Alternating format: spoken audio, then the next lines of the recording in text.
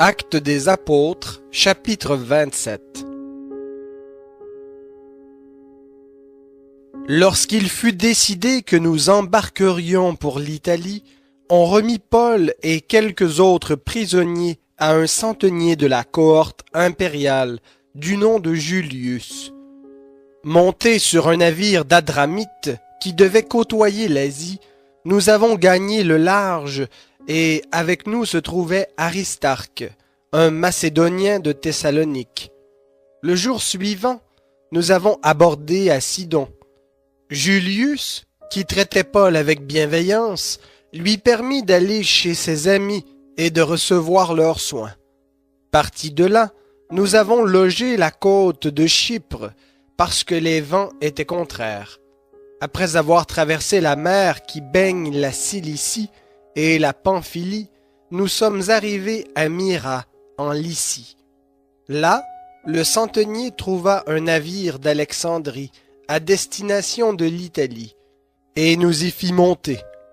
Pendant plusieurs jours, nous avons navigué lentement.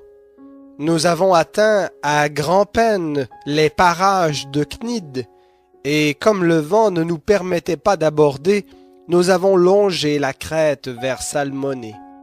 En la côtoyant avec peine, nous sommes arrivés à un lieu appelé Beauport, près duquel était la ville de Lacée.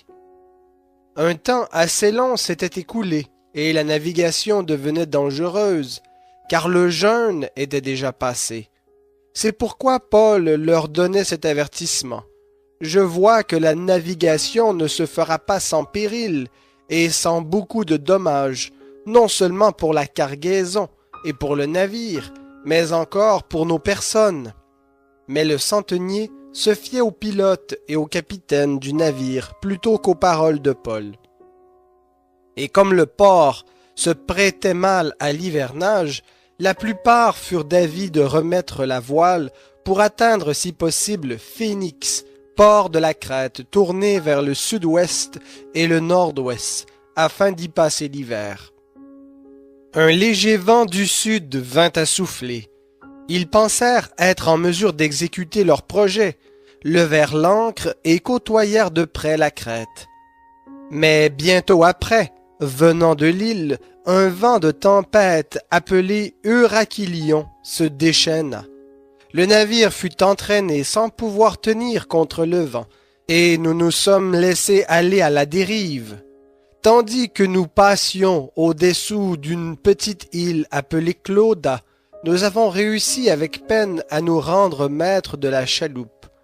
Après l'avoir hissée, on se servit des moyens de secours pour ceinturer le navire, et dans la crainte d'échouer sur la Syrte, on abaissa la voile. C'est ainsi qu'on allait à la dérive.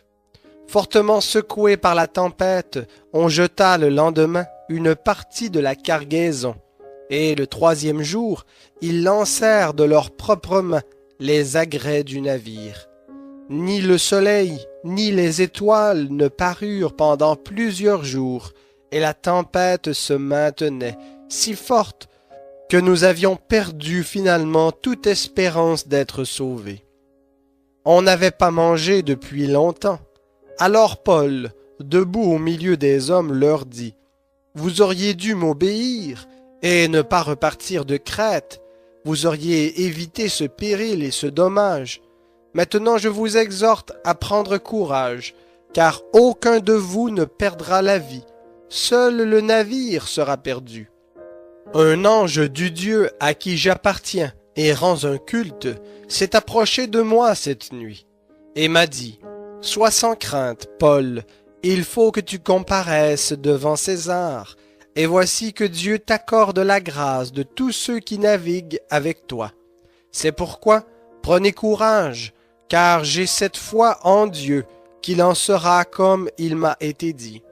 Nous devons échouer sur une île quelconque. » C'était la 14e nuit que nous étions ainsi ballottés sur l'Adriatique. Quand les matelots, vers le milieu de la nuit, soupçonnèrent l'approche de quelque terre, ils jetèrent la sonde et trouvèrent 20 brasses. Après avoir couvert une courte distance, ils la jetèrent à nouveau et trouvèrent 15 brasses. Dans la crainte d'échouer sur des récifs, ils jetèrent 4 ancres de la poupe, ils souhaitaient la venue du jour. Mais comme les matelots cherchaient à s'échapper du navire et laissaient glisser la chaloupe à la mer sous prétexte d'aller depuis la proue fixée plus loin des ancres, Paul dit aux centeniers et aux soldats, « Si ces hommes ne restent pas dans le navire, vous ne pouvez être sauvés. » Alors les soldats coupèrent les cordes de la chaloupe et la laissèrent tomber. En attendant la venue du jour, Paul exhorta tout le monde à prendre de la nourriture, en disant, « C'est aujourd'hui le 14e jour que vous êtes dans la tente et que vous restez à jeun sans rien prendre. Je vous exhorte donc à prendre de la nourriture, car c'est nécessaire pour votre salut.